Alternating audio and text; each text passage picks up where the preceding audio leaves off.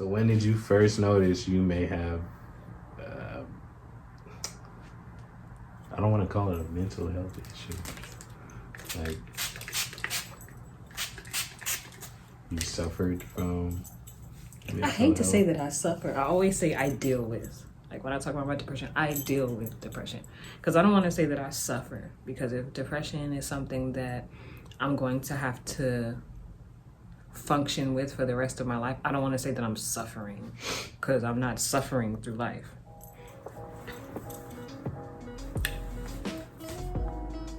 Hey guys, I'm back with another video. Today I wanted to do a little bit of a mental health chat. My last video was talking about the woes of being a stay-at-home mom and everything that comes along with that, and I just kind of wanted to give an update on what's going on with me now.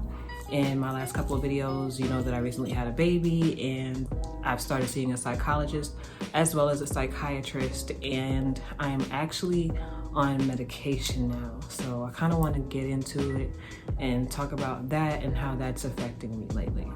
Play the intro. Alright,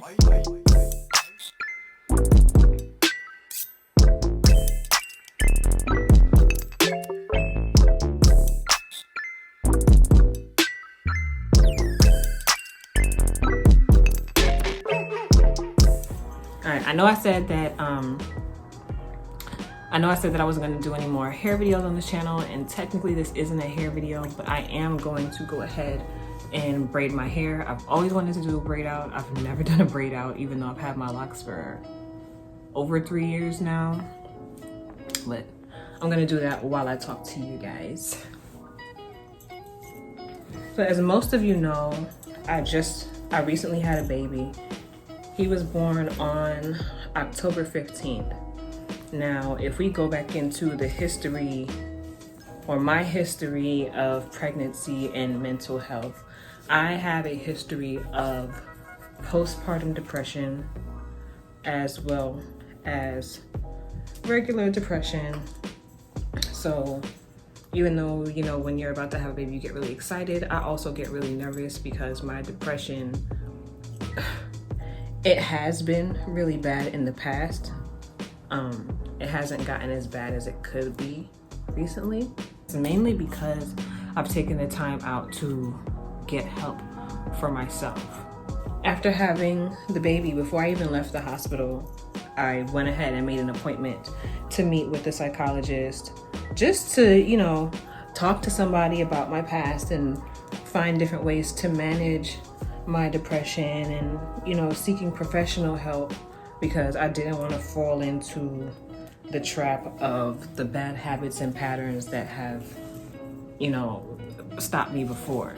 You know, to get really personal, honestly, after I had my daughter in 2008, at the end of 2008, I had become so depressed. I didn't even realize I was depressed. That's the hard part about it. When you're depressed and you don't realize that you're depressed and you just think that you're dealing with your everyday life, but the life that you're living or the situation that you may be in, you know, isn't what it should be. You know, there aren't coping mechanisms there for you. There's not somebody there to talk to you. And that's kind of the situation that I was in. I was dealing with a lot. My daughter was 7-8 months old. I was in school. My boyfriend and I at the time were having issues. And on top of that, we were poor. And I don't mean like poor, like, you know, homeless poor, but I mean poor like the only thing that was in the fridge was a box of baking soda and some water. You know, like poor like, what we gonna eat for dinner today because we're not eating beans again. Like, you know, and I was just dealing with that kind of stuff, and it just became too much for me. And at that point, I felt like everybody, including my daughter, probably especially my daughter, would have been better off if I wasn't alive. And I attempted to take my own life. That was a really difficult time for myself. It was a really difficult time for my mom. And it was a really difficult time for me. I wound up being in an inpatient psychiatric ward for almost a month. because I wouldn't admit what I did. You know, I was in denial about what I did. And I don't even think I was in denial. I think it was more so of me trying to continue to keep it together and hold it together because, yeah, it's bad, but this is my life. And, you know, if this is my life, it can't be that bad because I'm still alive. Like, it was just a lot. So this time around, I decided that I wasn't even gonna go there. I decided to get help even before I needed the help so that I would be okay. And I'm glad I did. My psychiatrist has put me on Zoloft, which is supposed to help with anxiety, and I'm also taking Abilify, which is supposed to help with depression. I'm kind of on the fence about how I feel about it. I have a little bit of guilt because I have hyperthyroidism, and I've never taken the drugs to treat my thyroid, even though that physically affects me. But here I am taking a drug that's gonna alter the way my brain chemical functions. You know, so I'm having a little bit of guilt about that. I'm supposed to be this mom, I'm supposed to be put together, I'm supposed to have, you know, everything is supposed to be in order and in line, and it's not. Most of the time it's not. And everybody looks at my family, oh, you have such a beautiful family, oh, your kids are so well behaved. Like, you guys have no idea what I go through. And I always laugh when they say, oh, your kids are so well behaved. Really? Have you met my children? I think any parent can say that about their kids, but my kids are a lot. And having 3 babies back to back is a lot. And then having a preteen with the attitude, it's a lot. But it's my life. Hubby's here as our special guest today. Say hi. Hi. When did you first notice you had mental health issues? That's a hard question to answer because I was diagnosed with PTSD while I was being discharged from the Navy. I think I can say that I noticed it when I started having suicidal thoughts, and I actually acted on that thought.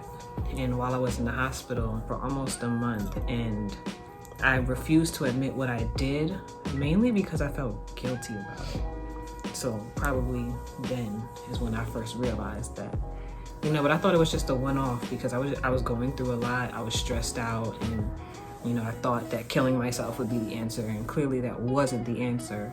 But I guess I can definitely say that was my first time that I noticed for myself that something may be wrong. Were you diagnosed by an official doctor? Were you talking to someone? I was diagnosed. You see, what had happened was,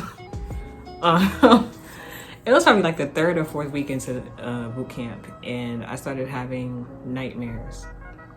I'm not gonna say about what, but I used to have nightmares, and I would wake up in the middle of the night screaming.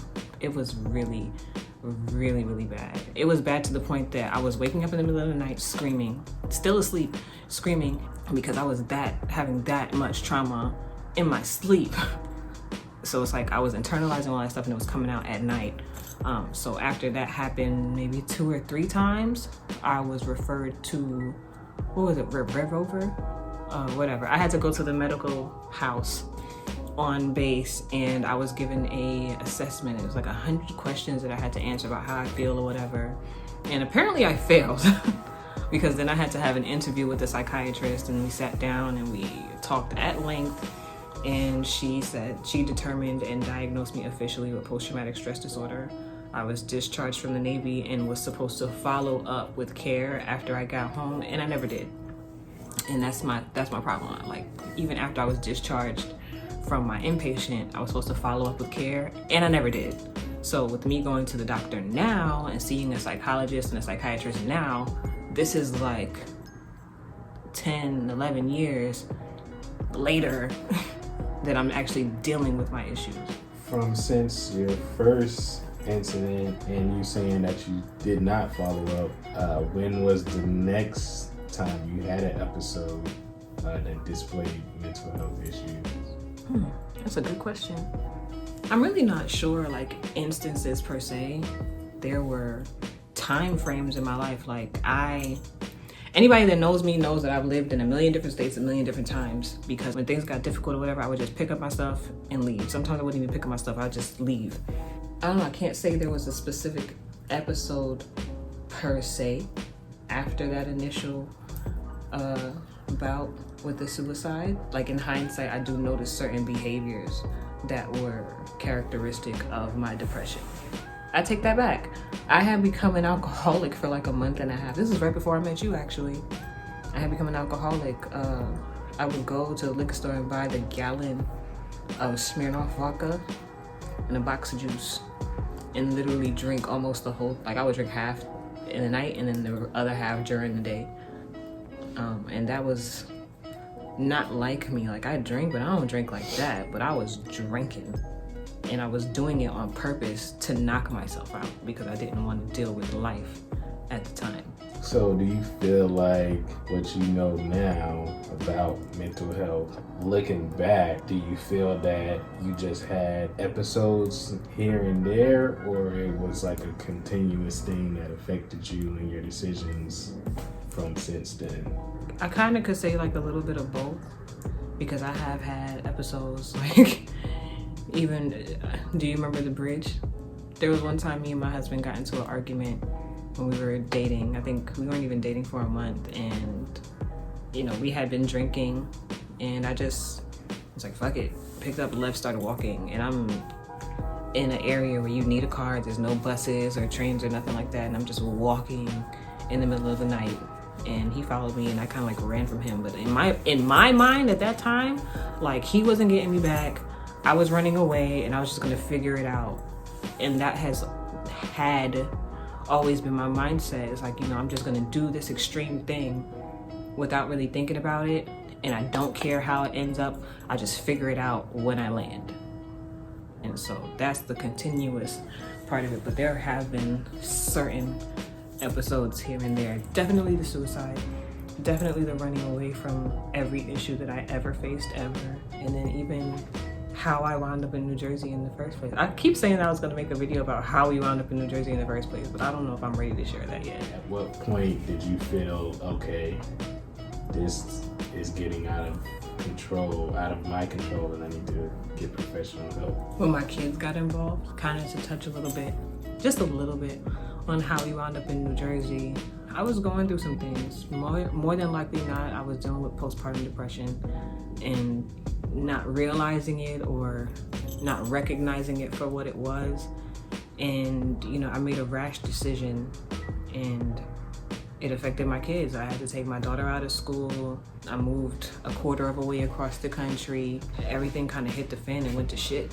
And then once I realized what I did, maybe like a week or two after, I felt so guilty and so embarrassed. And then realizing that it was probably from postpartum depression and knowing that it had gotten that bad. And, you know, at the time I was a stay-at-home mom, so if I wanted to get care, I could have gotten care, and I chose not to. You know, so now with everything that I've been through in the past and where I'm at now and in my mind frame now, like I want so much for myself. I want to be healthy. I want to eat better. I want to have a better relationship with my daughter. I want to communicate well with everyone around me, especially in my relationships with my family. You know, and in order to do that, I can't continue to dwell and have these bad habits or have this certain way of thinking that puts me in a position that I'm continue to make decisions like that. Like, I don't want that for myself anymore. I just had a baby, so I know what happens when I have a baby. So I'm trying to, because even after I had Langston, you know, I went through that depressive phase. I couldn't get out of bed. After I had Legend, again, I was in this depressive phase. After my mom left, I was in this depressive phase where I couldn't get out of bed. I couldn't accomplish anything, like simple stuff, like getting up in the morning and brushing my teeth. Like, I couldn't do it. That's embarrassing to say, but I literally couldn't do it. You know, and I that's not what I want for myself. That's not the type of person I want to be. And especially now, knowing that, you know, Loria's old enough. She's paying attention. She's watching me.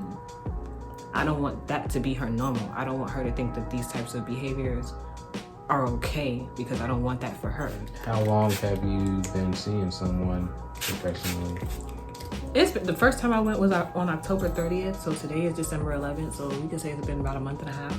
I've had 4 sessions, 2 with my psychologist and 2 with the psychiatrist. My psychiatrist, she asks me how I feel in the moment, and then I guess she prescribes or adjusts my meds accordingly, which I haven't had to adjust anything yet. But my psychologist, she helps me to look at situations and see them from a different point of view, and she gives me tools to work through those things. The last session that we talked about, really kind of hit a nerve because there's certain things that I deal with or certain issues that I have, and it involves another person, and that other person isn't doing what I want them to do. And just knowing and remembering that people aren't pets. You can't force them to do anything. You can't train a person. You know, just like how I do what I want to do, everybody else is going to do what they want to do too. But knowing that I can't change certain things and finding a way to be okay with that. Since you've been going to your psychologist and psychiatrist, how do you feel it's helping you? Are you learning helpful tips or learning more about yourself? I don't think we've gotten that deep into it yet. My first meeting with my psychologist was basically just to gather information and get a general history with my mental health. The last meeting that we had, I was late, so we didn't get to do our full session, but we did. She asked me what I wanted to talk about, and what I wanted to talk about pertained to me as a parent. But I kind of felt like I started to talk about it, but before I could, tell the story, the whole, what happened was, she was already giving me tips and advice, or this is what you should do, and I want you to go to this website, and I want you to practice this. And I kind of felt like I didn't even get to tell you the story of what happened, and you're already fixing me. But we'll just have to see, going forward. I do feel good once I leave, because the tips and the tools and trades, even if it's not dealing with my past issues, just dealing with what's going on current right now, it has been helpful. But I don't know if that's just me working with her or if that's the drugs messing with me. Has your psychiatrist prescribed you any medication? I am currently on Zoloft and Abilify. Zoloft is supposed to tackle the anxiety, and Abilify is supposed to tackle the depression. I didn't believe that I had an issue with anxiety, but after taking the Zoloft and noticing how my mood changed, I definitely did deal with anxiety. And I even take that back too, because I know I have social anxiety. Once we moved to New Jersey, being a stay-at-home mom, and I didn't really know anybody here, I didn't leave the house very often.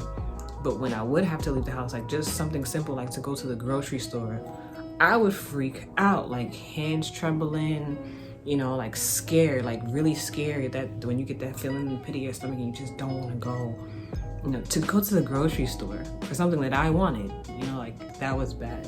How did it make you feel that you were now prescribed medication to help with your mental issue? Like, did it make you feel like, okay, make me this feel is some for type real? of way? I'm sorry, God. Did it make you feel like, okay, this is for real? Like I'm on medication. This could be like something I have to take forever. I did feel like that initially, but I did research and I know that you get weaned onto these drugs and you get weaned off of these drugs. I'm hoping that next year this time I won't be on anybody's drug, but I did feel some type of way because of the stigma that comes with mental health. Like, I know I deal with mental health, but there's still a stigma that comes with mental health. It's like, yeah, you deal with it, you can talk to somebody, but actually taking drugs made it real. And especially taking the drugs and seeing how it affected me, that made it even more so real, because it made me realize that yes, I did have an issue before. Like, I don't feel like I'm a completely different person, but I definitely noticed a lot of the negative parts of my personality have toned down. And I'm kind of enjoying that, to be honest. Do you notice how the medication alters your behavior? Yes. I'm gonna go to something that happens regularly. I snap at my kids. Like when they messing up, they doing something they're not supposed to be doing, I'll snap at them. And sometimes I'll go a little bit extra, Didn't I tell you? And how many times do I gotta tell you? And I'm tired of talking to you. And I'll go on this rampage or whatever. But I notice now lately, when they get in trouble, it's like I speak to them like a coddly mom. And I'm like, Langston, I asked you not to do this. If you don't listen, then you're gonna have consequences. Please listen to mom. And then he'll go on about his business, but that's it. There's no yelling, there's no screaming. There's even certain moments where I react to something and then I pause and I look and I say, that's not even me. Because that's not how I would normally react to things. But I'm definitely noticing that it's altering, not the way I think, but it's altering something, because I'm more level-headed, I'm more calm, I'm more understanding, instead of just going to 10. I kind of come in at a 2, and it takes a lot to get. I haven't been on a 10 since I started these medications.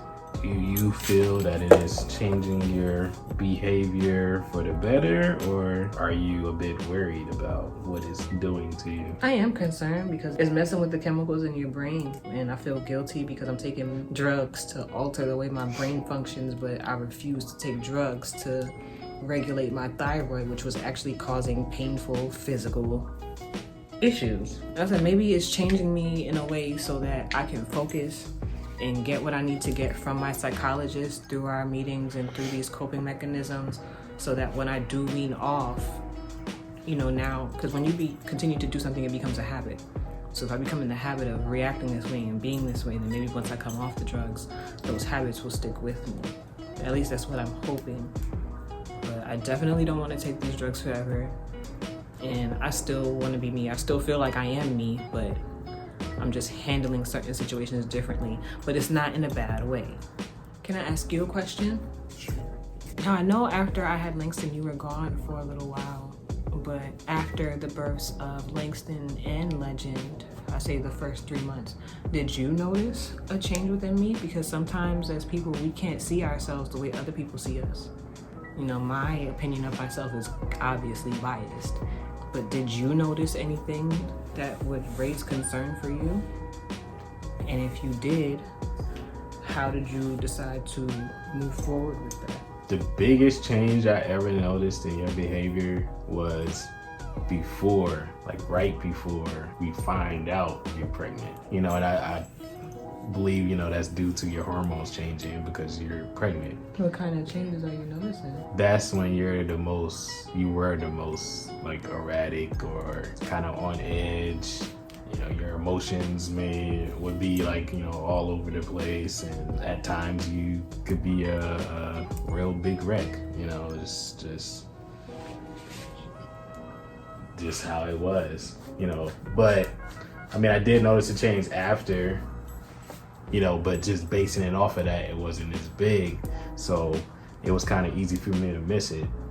I didn't see that you were suffering from postpartum until, Legend. And even then, I didn't see the severity of it. So did I notice? Not particularly, but now knowing what I know and us going through, getting help professionally and whatnot, and reading about it, now I can look back and say, okay, yeah, there was something going on, and it was right in front of me.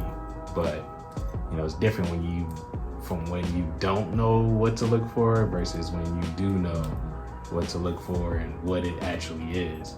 So a lot of people may just think, oh, like they must have woke up on the wrong side of the bed today, or they must be going through something's going on with their family or their friends or something. You don't immediately think that, hey, they have something mentally, some mental issue is affecting this person, or they're going through postpartum. Like, immediately think that, especially if you don't even know what postpartum is. My last question is, what advice would you give someone that's, say, in the early stages where you were, that, they know something's not particularly right, but they don't feel that they need to seek help professionally, or, they don't think it's that serious? I was there, and it took years and years and years, but a part of your question, if they don't think that they need help, if you don't think that you need help, it's going to be really hard to get treated. Like, you can't help someone who doesn't want to help themselves. So for a person who is going through or noticing that something's off or things are different, or let's just say, for example, a new mom, first time mom, new mom has a baby, everything at home is blowing up, and a lot of times you see relationships, these people have children together, and as soon as the baby's born, they're no longer together, or during the pregnancy, and I think that has a lot to do with it too, because we're dealing with these issues, but we're not aware that we're dealing with these issues. So we kind of just, like float. But for a person, a new mom who just had a baby, and you notice that things are going on, get help, and when I say help, it doesn't even have to be you making an appointment and going to a doctor. Like, some of the things that really helped me was my breastfeeding support group on Facebook. I remember when my husband had left, he was gone for about 2 months, and I was going through something. Like, I felt like I didn't have anybody to talk to at home, and the baby wouldn't stop crying, and I was trying to breastfeed, and I was still learning about breastfeeding, and I wasn't doing it right. My baby had a tongue tie. Like, I was just so stressed out, and I went to the group and I just like let out all of my frustrations. I got everything off my chest. So just the act of getting it off my chest made me feel better. But the outpouring of love that came back to me and all these women, girl, I've been there before. If you need to talk to me, like, I still have these women's number in my phone. You know, I've made genuine friendships off of that. But the main thing is talking to someone, whether it be your partner, your mom, a friend, a stranger. You know, they even have text lines. I sometimes text the suicide hotline just to have somebody to talk to when I'm feeling stressed out. That's a coping mechanism. But again, like you said, if this person is realizing it and they don't think that it's that big of a deal and they don't want to get help, you can't help somebody who doesn't want to help themselves. Well, thank you guys for joining me. My hair is basically done. But we'll be back next month with another mental health chat. And if there's something else that you guys want to see, if you guys want to see me do another video like how I did the last time with the stay-at-home mom, if you haven't seen that video, go ahead and click the little thingy right here. And yeah, I'll see you guys next time. Thanks for joining in.